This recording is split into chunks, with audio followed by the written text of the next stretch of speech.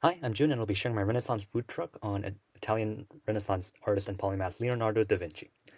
And we'll specifically do that by going through three exhibits today: an explanation of my research process that really explores the question of whether the Renaissance was more influenced by Christian or secular ideals, a special three-course dinner menu inspired by da Vinci, and my food truck with a surprise at the end. So, the Renaissance, beginning in the 14th century in Florence and spreading across Europe throughout the 17th century, was a cultural movement that revived classical Greco-Roman knowledge and ideals. This period was characterized by renewed focus on humanism, intellectualism, individualism, and secularism, where scholars and artists sought to understand human nature and experience through the study of classical texts and empirical observation. This intellectual shift led to significant advancements in various fields, including art, where artists like Da Vinci employed techniques like linear perspective and sfumato to create more realistic and emotionally expressive works. The Renaissance also saw resurgence of interest in ancient Roman political and civic models, influencing contemporary approaches to structures like governance and education. So during the Renaissance, figures like Leonardo da Vinci and Galileo Galilei revolutionized empirical studies by prioritizing observation over faith-based explanations, thereby challenging church doctrines and advancing secular understanding in anatomy, physics, and astronomy.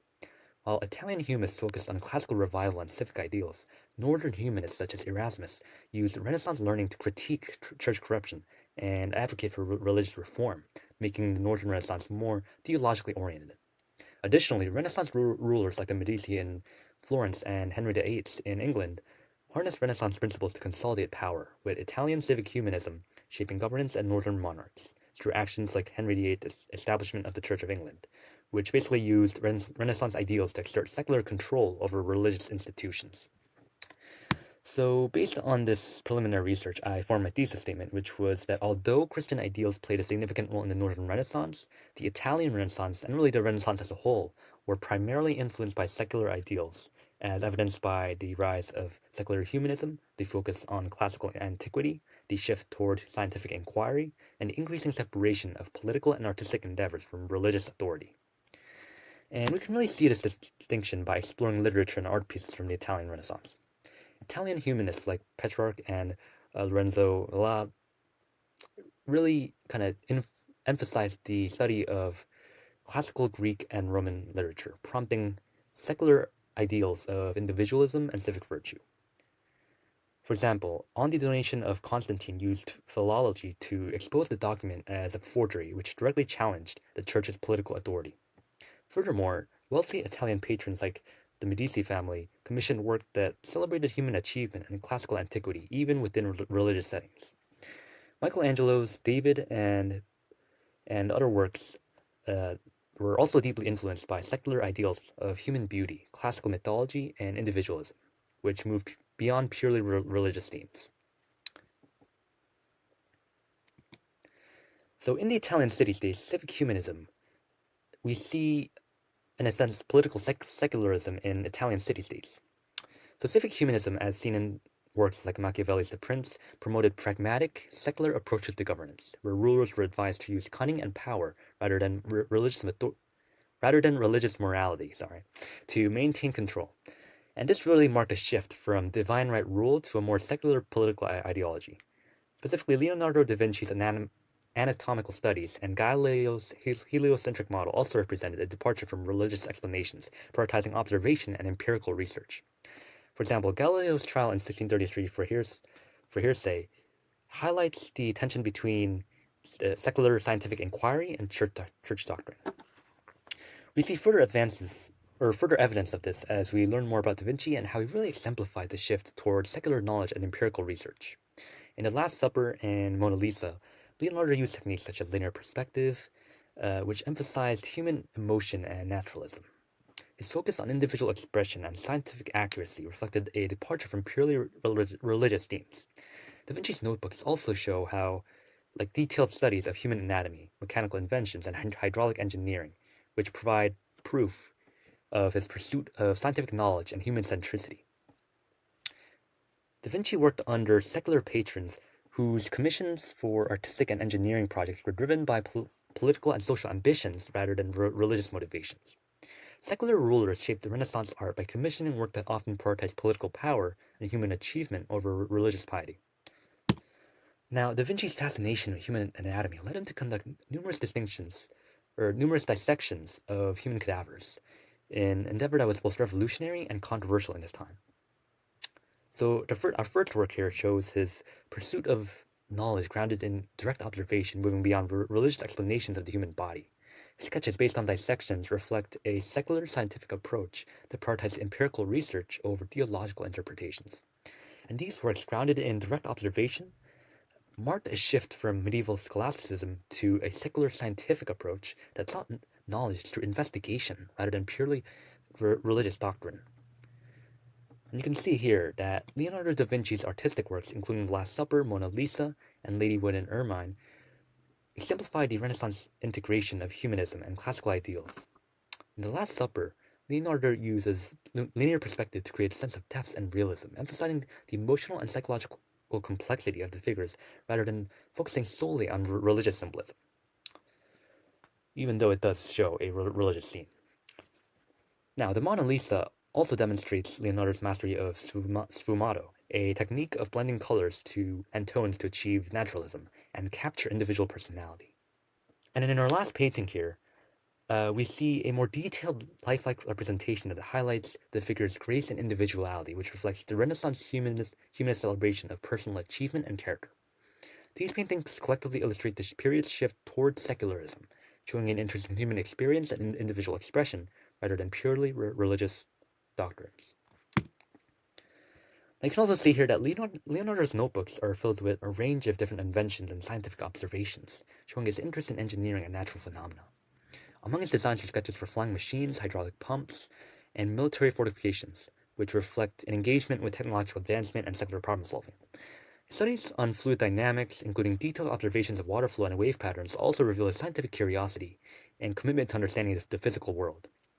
And his work really exemplifies the Renaissance emphasis on secular innovation and the practical applications of knowledge using scientific inquiry. Alright, and here is my food truck that I actually use 3D modeling software for, specifically Maya and Adobe Photoshop. This actually took an absurd amount of time, and we'll analyze it later in the presentation.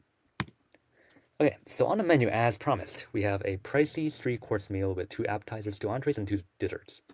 As you can see, all the dishes are Italian, which reflects the fact that Da Vinci was an Italian Renaissance artist. Each of them are also inspired by specific painting by Da Vinci. So first we have our Vitruvian geometric salad, which mirrors Da Vinci's use of geometric precision and balanced composition. The salad's circular arrangement and layout really echoes Leonardo's use of proportional accuracy and symmetry in his anatomical studies, and the fact that he used the Renaissance technique of integrating mathematical principles into art. So this salad really embodies his commitment to perfect proportions and linear perspective. Next, we have the Annunciation crostini with a pomegranate reduction, inspired by the Annunciation painting. And the crostini's pomegranate reduction really symbolizes the divine blood of Christ foretold by the angel, and the sacredness of the Annunciation, while the crostini bread signifies flesh, which parallels the painting's spiritual and physical elements. This dish is really representative of Leonardo's naturalistic portrayal of religious symbolism, which is basically the painting's focus on the profound spiritual and physical effects or aspects of the divine encounter. So for entrees, we have the Last Supper lamb stew. Now this stew replicates the meal depicted in Da Vinci's The Last Supper. Historical records and biblical accounts describe a meal of lamb, chickpeas, olives, and bitter herbs during the Passover feast. So the inclusion of unleavened bread and dates further ties this dish into the cultural and religious context of the Last Supper. And by serving these historically accurate dishes, the stew creates a direct culinary link to Leonardo's representation of this significant event. Next, we have Mona Lisa spinach and ricotta ravioli. And this ravioli mirrors Da Vinci's Mona Lisa by using a blend of classic Italian ingredients with modern culinary techniques, which reflects his sfumato technique that blends colors for depth and realism. The ravioli's delicate filling and sage butter sauce also emulate Leonardo's subtle transitions and soft edges. Similar to how sfumato softens the Mona Lisa's enigmatic expression to create depth and lifelike qualities through her facial expression. Right, so for desserts, we have a Codex chocolate fondant with hazelnut praline. Now, this font really reflects Leonardo's Codex notebooks through its molten coal and layered structure, which reflects the intricate technical detail involved in Da Vinci's engineering sketches and designs. Just as Leonardo employed precise line work and shading in his drawings, the font's complex preparation mirrors his commitment to detail and precision in Renaissance art. And finally, we have Lady with an Ermine, Panna Cotta. Now, this Panna Cotta is inspired by, obviously, the painting, which symbolizes purity and nobility associated with the figure depicted, the subject of the painting. Now, the white panna cotta reflects the ermine's purity, while the edible gold leaf signifies the modernity and high status of the portrait subject. Additionally, the dish's refined presentation and use of delicate ingredients really echo the idealization of human beauty present in Da Vinci's portrait. Alright, so let's analyze the food truck. So, the food truck's exterior features a design inspired by the Virgin of the Rocks, reflecting its intricate chiaroscuro technique and naturalistic details. The depiction of the Virgin Mary surrounded by a rocky ghetto is echoed in the truck's textured backdrop, which enhances the sense of depth and sacredness.